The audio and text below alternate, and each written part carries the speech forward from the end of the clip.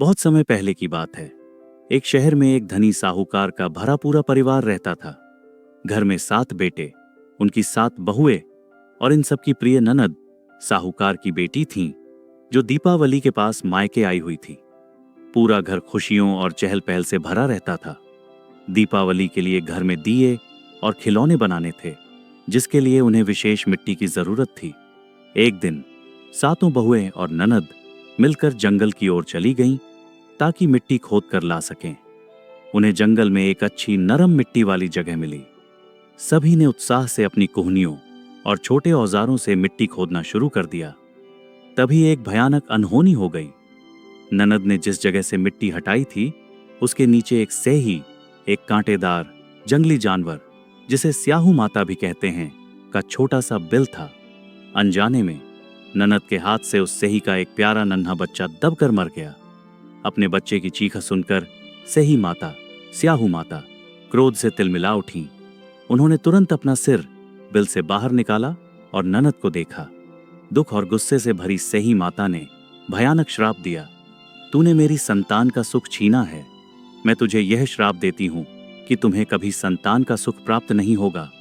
तुम्हारे बच्चे जन्म लेते ही तुम्हें छोड़ जाएंगे। यह सुनकर ननद के होश उड़ गए। वह रोते हुए अपनी भाभियों के पैरों पर गिर पड़ी। ओह भाभियों, ये मुझसे अनजाने में हुआ। मेरी सास, साहूकार की पत्नी, मुझे कभी माफ नहीं करेंगी। क्या कोई मेरी जगह यह श्राप झेल सकता है ताकि मैं मां के क्रोध से बच सकूं? सभी भाभियों ने डर कर मना कर दिया। लेकिन सबसे छोटी और सबसे भोली छोटी बहू यह सब सुन रही थी। उसने सोचा, अगर मैंने इनकार कर दिया तो सब मुझे ही स्वार्थी कहेंगे। मेरे बदले यदि ननद का जीवन बचता है तो मुझे यह त्याग करना होगा। बिना किसी को बताए छोटी बहू ने मन ही मन सेही माता से प्रार्थना की और ननद के बदले वह भयानक श्राप खुद पर ले लिया। समय बीतता गया। ननद अपने ससुराल लौट गई और छोटी बहू भी सामान्य जीवन जीने लगी। लेकिन कुछ समय बाद जब छोटी बहू को पहली संतान हुई तो पूरे घर में खुशी छा गई। पर वह खुशी 7 दिन से ज्यादा टिक न पाई। 7वें दिन ही उसका बच्चा दुनिया से चला गया। यह सिलसिला चलता रहा। छोटी बहू को जब भी कोई संतान होती, वह 1 सप्ताह के अंदर ही उसे खो देती। घर में जैसे मातम का साया पड़ गया। सब हैरान थे कि इतनी अच्छी सेवाभावी बहू के साथ ऐसा क्यों हो रहा है। एक दिन साहूकार की पत्नी ने गांव के एक विद्वान पंडित जी को बुलाया। पंडित जी ने अपनी गणना से बताया, यह सब सेही माता के श्राप के कारण हो रहा है। इस श्राप को केवल सेही माता की प्रिय सहेली काली सुरही गाय ही खुलवा सकती हैं। यदि आपकी बहू रोज सच्चे मन से उस काली सुरही गाय की निस्वार्थ सेवा करे तो भाग्य पलट सकता है। छोटी बहू ने तुरंत यह व्रत उठा लिया। छोटी बहू रोज सुबह ब्रह्म मुहूर्त में सूरज उगने से बहुत पहले उठती। वह गौशाला जाती, अपने हाथों से गाय का गोबर हटाती, गौशाला को साफ करती और गाय के लिए ताजा चारा पानी रखती। वह यह सब इतनी शांति और जल्दी में करती कि गाय को पता भी नहीं चलता था कि उसकी सेवा कौन कर रहा है। एक दिन गाय को आश्चर्य हुआ। उसने सोचा, कौन है जो मेरे जागने से पहले ही मेरी इतनी सेवा कर जाता है। अगली सुबह गाय थोड़ी जल्दी जाग गई। उसने देखा छोटी बहू पूरी निष्ठा से सफाई में लगी है। गौ माता अत्यंत प्रसन्न हुई। उन्होंने मीठी आवाज में पूछा, ऐ मेरी सेवा करने वाली, तू बता, तू मुझसे क्या चाहती है। छोटी बहू हाथ जोड़कर गौ माता के चरणों में झुक गई। मां, सेही माता ने मुझे संतान वियोग का श्राप दिया है। आप मेरी रक्षा कीजिए। कृपा करके मेरा संतान सुख का बंधन खुलवा दीजिए। गौ माता ने करुणा से सिर हिलाया। ठीक है बेटी, चल मेरे साथ, मैं तुझे सेही माता के पास ले चलती हूँ। गौ माता और छोटी बहू दोनों सेही माता को मनाने के लिए 7 समुद्रों को पार करने के लिए लंबी यात्रा पर निकल पड़ी।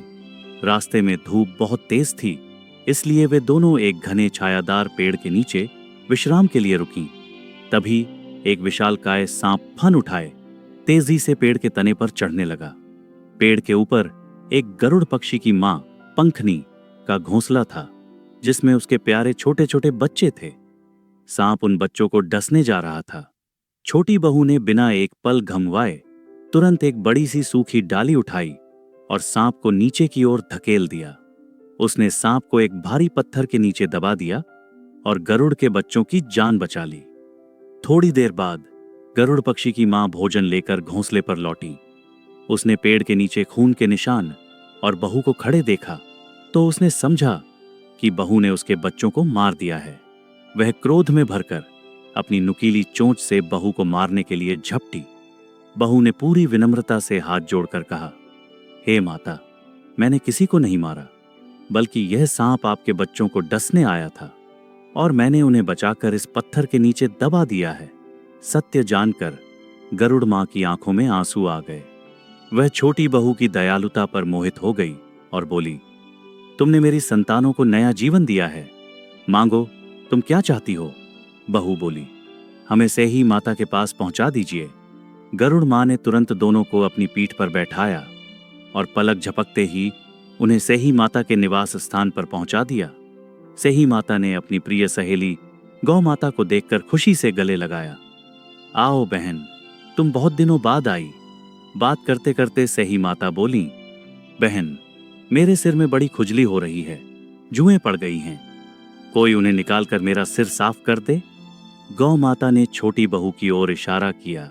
छोटी बहू ने बिना किसी घृणा या झल्लाहट के पूरे प्रेम और निस्वार्थ भाव से सेही माता के बाल संवारने शुरू कर दिए। उसने एक पतली सुई की मदद से धीरे धीरे जुएं निकाली और उनका सिर साफ कर दिया। छोटी बहू की इस निस्वार्थ सेवा से सेही माता का हृदय पिघल गया।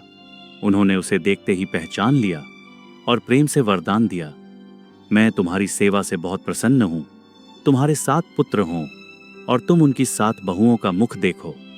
छोटी बहू ने संकोच से कहा, माता, आपका वचन तो मीठा है, पर मेरी संतान का सुख तो आपके ही श्राप से बंधा हुआ है। सेही माता प्रेम से मुस्कुराईं, आज से तुम्हारा संतान वियोग का बंधन समाप्त होता है। तुम्हारा त्याग और तुम्हारी सेवा मेरे क्रोध से बड़ा है। जाओ, लौट जाओ और खुशी से अपना उद्यापन, व्रत का समापन और दान करो।